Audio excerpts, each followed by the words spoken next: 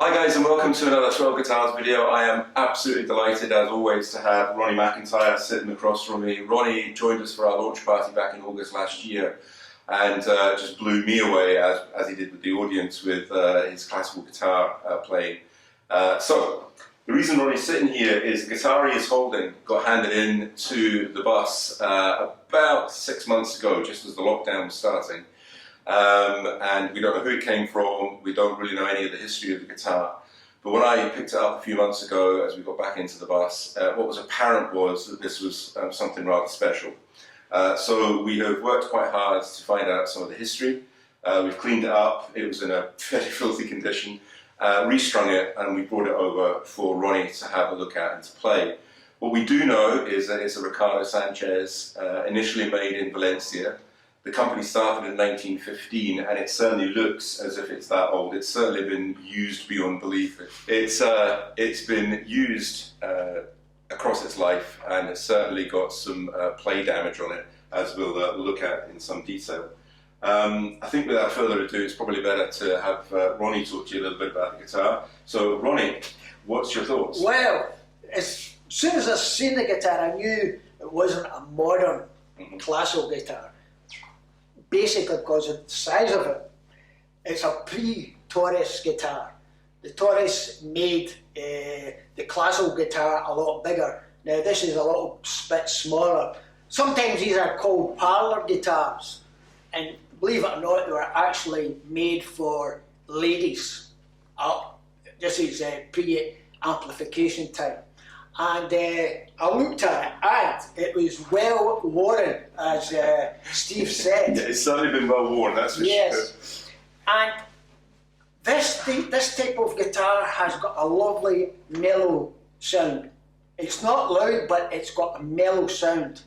And that's what is so different about it as opposed to the guitars that you get made, you know, nowadays. You've got more voltage, they're bigger, a bigger sound box. This is small, but it's got more quality of the sound.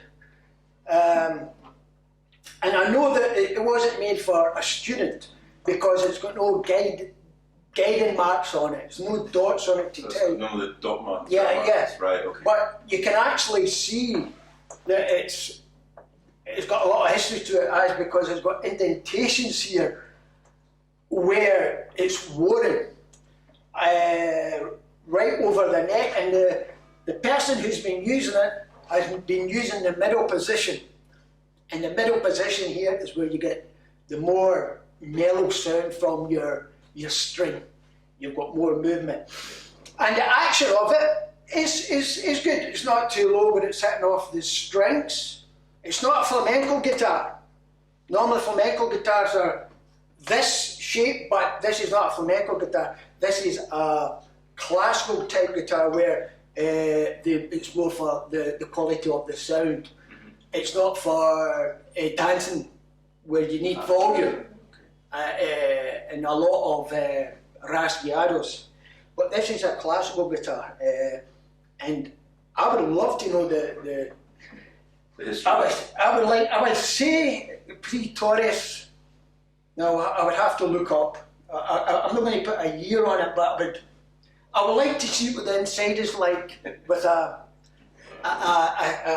mirror. Yeah. Because you get fans. You get fans in here that brings the volume out and the structure of it. So, what else have I got to say? These are original as well. These are original.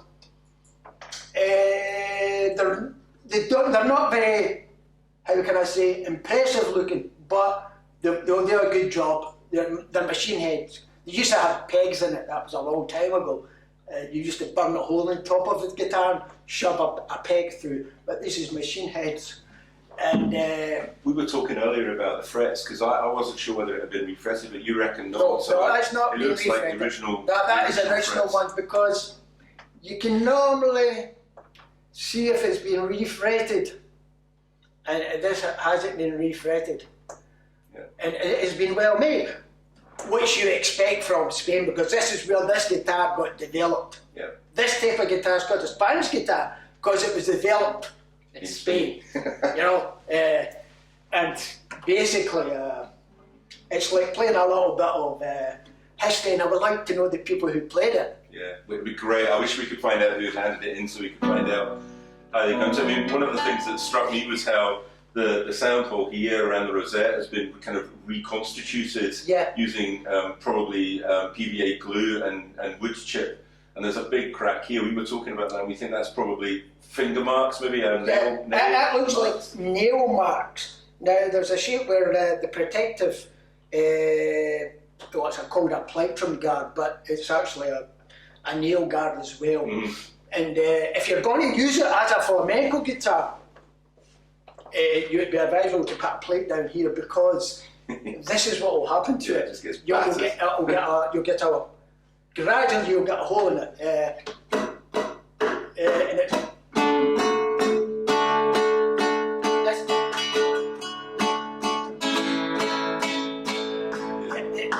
hit the sound box like this, and through the years you actually got a hole there. This possibly what's happened there, but I think they maybe have had at some point, this looks very square, it could have had a protect, somebody maybe have tried to put a protective guard on there. I don't, I couldn't say for sure, but normally your nail marks is down here, at this end, here. So, what more can I tell you about the guitar? I mean, the thing that really struck me, apart from the condition of the front, and I'm going to take some photographs of it, but you can actually see where people have had their thumbs resting for so long that they've actually worn areas of the neck away. I mean, it's remarkable. Now, it seems, I mean, I've played that. And that looks like it's capo marks. I was going to say that as well, like, because it seems very deep to be fingers.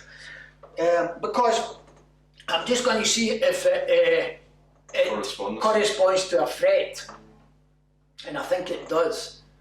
You know that. Sometimes the second fret is a popular place to have your capo there.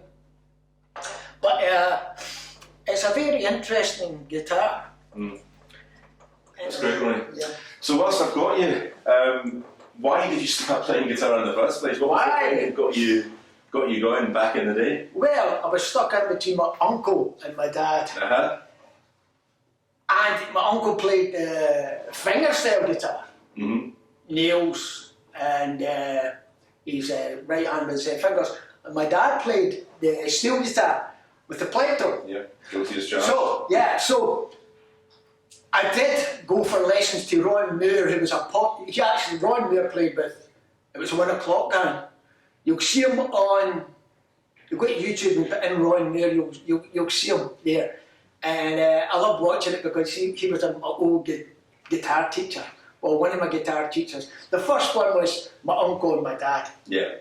And when I taught them, well, I mean, watching, they could taught me all I knew. They said, well, okay, you got to Ron Moore and have some lessons from him. I went to Ron Moore, I had lessons, and they stole the lessons from me. What I learned from Ron Moore, they stole the lessons. Funny that. So what did he teach you? Well, he told me they used to my pinky. And there's certain chords, when you're playing them, if they're very difficult, like so this one. It's a beautiful sounding chord. Now be very conscious of which note you're going to hit first. So you're going to hit your 6th string first. There's F sharp. So make sure you've got that one down. And that last one there, you're not going to put all the pressure down on one. You play it like an arpeggio.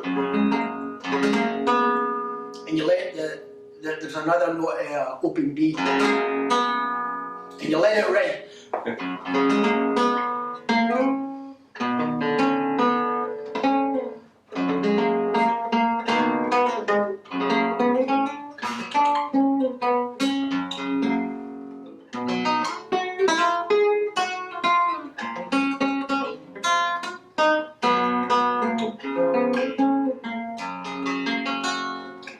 He told me, have your thumb not up here. If you're doing chords like this type of guitar, have your thumb. Drop your hand around. Yeah, right round here. There you go, kids. You heard it from a master. You drop your thumb round to the back. Yeah. This chord is a good chord, beautiful sounding, and it could be just an A chord or a G chord, but it's actually the orientation of the notes that make it. Well, that's just an F sharp chord, but it's the bass and. Now this chord you can use.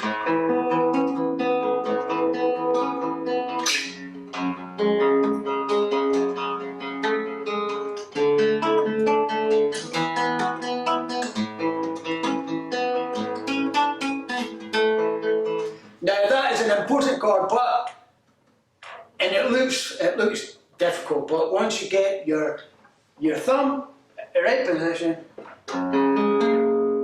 you can move it about anywhere, and it can be very useful in a lot of that type of yesterday the Beatles, that type of song, D chord, and this guitar brings the quality out. Yeah, much more space in the sound, isn't it?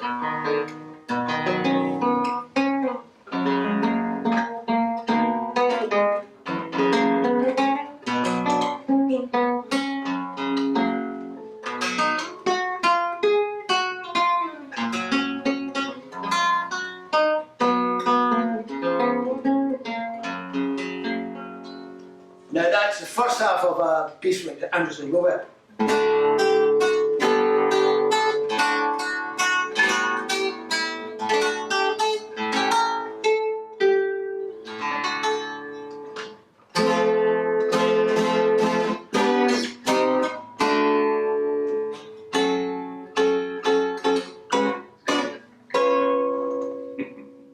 There you go back.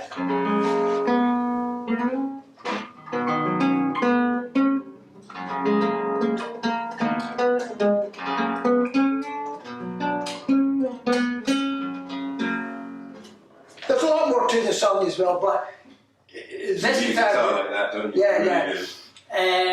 And I think this size of guitar makes it easier because it's a smaller scale. The modern classical guitars, this chord is a little bit more difficult, but it's possible. Just put your hand right, and also a little tip I got from a violin player was, don't stand like that. If you're going to do something like that, you've got to kind of lean into it and get your hand right around it. So that's that piece of music. Now, will I play a Romance d'Amour? Yes. Give us a tune, Ronnie.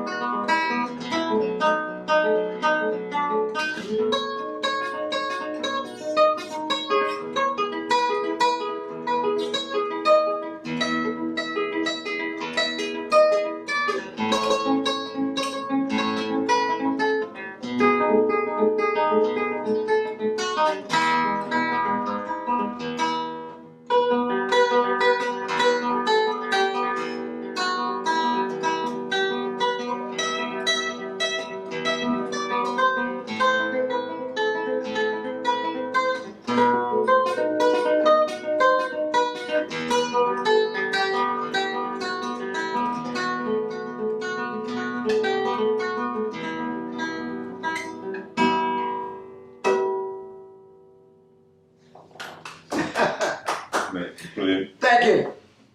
That's what I've been waiting to hear on that. I can play about 3 chords, so I was hoping you were going to start playing it properly. That tune as well, the melody shouldn't be drowned out by the accompaniment. Mm-hmm. And the melody is this. And for that melody, you'll use a different stroke. It's called appoggiando. And this is called the free stroke. So you'll play.